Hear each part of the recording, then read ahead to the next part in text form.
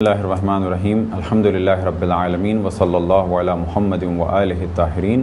ولعنۃ اللہ علی اعدائہم اجمعین۔ مطہرات میں سے ایک مطہر وہ ہے انتقال۔ انتقال کے کیا معنی ہیں؟ انتقال کے معنی یہ ہیں کہ اگر کوئی ایسا خون کہ جو نجس ہو،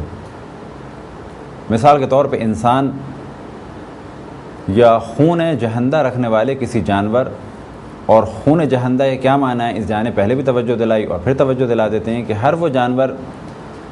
کہ اگر اسے ذبح کیا جائے اور اس کا خون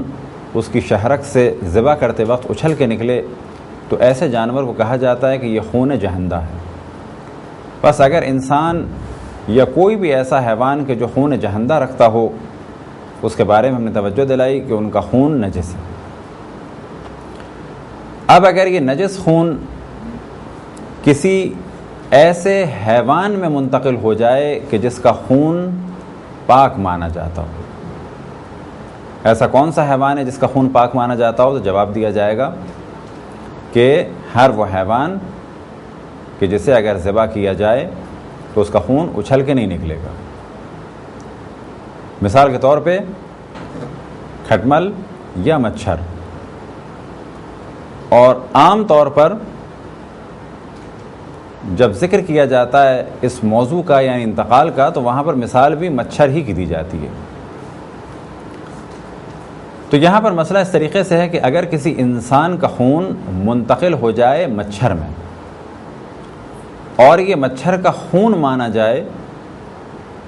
تو جب اسے مچھر کا خون کہا جائے گا تو اس کے ساتھ ساتھ اسے پاک بھی مانا جائے گا۔ بس اگر کسی مچھر نے انسان کا خون چوسا اور اس کے بعد وہ اڑ گیا اور اس کا خون اب جو اس کے جسم میں ہے مچھر کا خون کہا جا رہا ہے اور وہ مچھر کے جسم کا حصہ بن گیا تو اب اس کو پاک خون کہا جائے گا، انسان کا خون نہیں کہا جائے گا۔ نتیجہ اس کا کیا ہے؟ نتیجہ یہ ہے کہ اگر کوئی مچھر اڑ گیا اور اس کے بعد اسے ہم نے مارا اور اس کا خون ہمارے لباس پر ہے تو کیا یہ خون پاک ہے یا نجس ہے؟ تو یہاں پر اس خون کے بارے میں کہا جائے گا کہ یہ خون ایک ایسے کیڑے کا ہے کہ جو خون جہندہ نہیں رکھتا،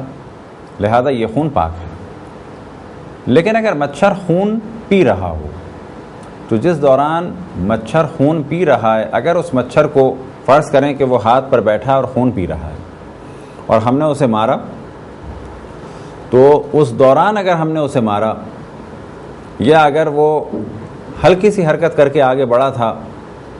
اور اس دوران اگر ہم نے اسے مارا تو یہ خون نجس مانا جائے گا۔ بس اگر خون مچھر کا خون مانا جائے اور پھر ہم اسے مچھر کو ماریں تو جہاں پر وہ خون لگے گا تو اس خون کے بارے میں کہا جائے گا کہ یہ پاک ہے۔ لیکن اگر مچھر خون پی رہا ہو یا ایسی حالت میں ہو کہ جب اسے مچھر کا خون نہ کہا جائے۔ اسی طریقے سے احتیاط کی جاتی ہے کہ اگر مچھر بہت زیادہ خون پی لے، لہٰذا بعض دفعہ مچھر اتنا خون پی لیتے ہیں کہ وہ پھر انسان کا خون ہی مانا جاتا ہے۔ مثال کے طور پہ اتنا خون پی لیں کہ اب وہ اڑ بھی نہ پا رہے ہوں تو ایسی صورت میں احتیاط ہے کہ اس خون سے بچا جائے۔ اسی طریقے سے مثال دی جاتی ہے جونک کی کہ جونک جب خون پیتی ہے تو عموماً یہی کہا جاتا ہے کہ یہ خون کس کا ہے؟ انسان کا خون ہے۔ تو جونک کے خون کے بارے میں بھی عموماً مراجع اعظام کا فتویٰ یہ ہے کہ اس سے احتیاط کرنی چاہیے، اس سے بچنا چاہیے، اسے نجس سمجھنا چاہیے۔ لیکن مچھر کے خون کے بارے میں اگر وہ مختصر سا ہے تو عموماً مراجع کا فتویٰ یہ ہے کہ مچھر کا خون جب اسے مچھر کا خون کہا جائے تو اس وقت وہ پاک ہے۔ جو مسئلہ ہم نے بیان کیا مچھر کے بارے میں بالکل یہی مسئلہ ہے جوں اور کھٹمل کے بارے میں۔ اب کسی خون کے بارے میں شک ہو کہ یہ ہمارا خون ہے یا مچھر کا خون ہے تو یہاں پر ایسے خون کے بارے میں